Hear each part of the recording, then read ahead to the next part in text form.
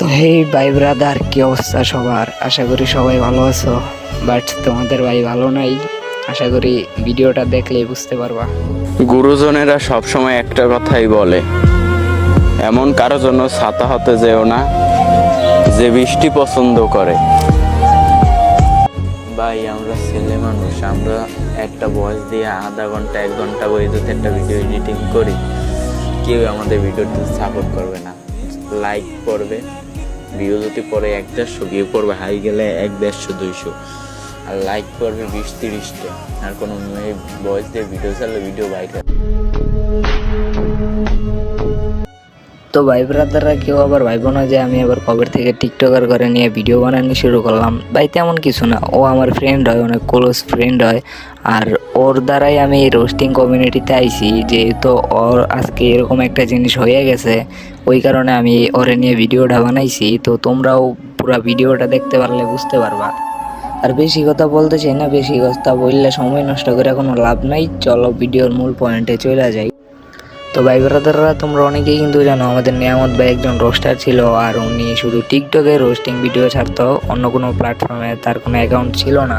আর এটাও জানো তার মেন যে অ্যাকাউন্টটা ছিল, ওই অ্যাকাউন্টটা কিছুদিন আগে হ্যাক হয়ে গেছে, অথবা যে কোনো একটা কারণবশত চলে গেছে। তো আমি ওই প্রসঙ্গে যাইতে চাইতেছি না।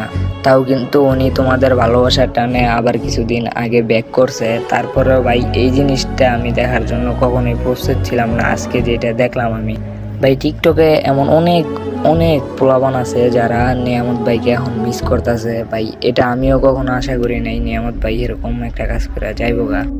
তো তোমরা সবাই কম বেশি জানো, আবার অনেকে জানো না। তোমাদের এই নিয়ামত ভাইয়ের হাত ধরেই কিন্তু আমি রোস্টিং জগতে আইছি। আগে ভিডিও দেখতাম, আমাদের অ্যাডভান্স গেমিংয়ের ভিডিও দেখতাম।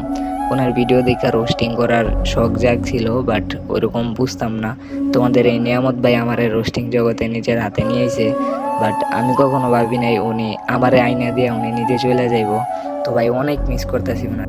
তো ভাই আজকে হঠাৎ করে উনি আমার মেসেজ দিয়েছে, মেসেজ দেওয়া বললো আর কি যে উনি আর কখনো অনলাইনে আসবো না। তো আমি অবাক হয়ে গেলাম, ভাই কি হঠাৎ করে অফলাইন যেতেছেন, কি কারণ অথবা কি হয়েছে একটু বলেন আমাদেরকে। তো দেখলাম ওনার মনটা একটু খারাপ ছিল। তারপর ওনার কিছু প্রশ্ন করলাম, বাট উনি কোনো আনসার দিল না। বললো একটা সমস্যা আছে, ওই কারণে আমি অফলাইনে চলে যেতেছি, কবে ফিরবো ওইটাও জানি না সঠিক। তো এই ব্রাদার তোমরা বিশ্বাস করো, আমি ওই মুহূর্তে আমি এই কথাটা শোনার জন্য একটু প্রস্তুত ছিলাম না ভাই। এই কথাটা শোনার পর আমার খুবই খারাপ লাগছে।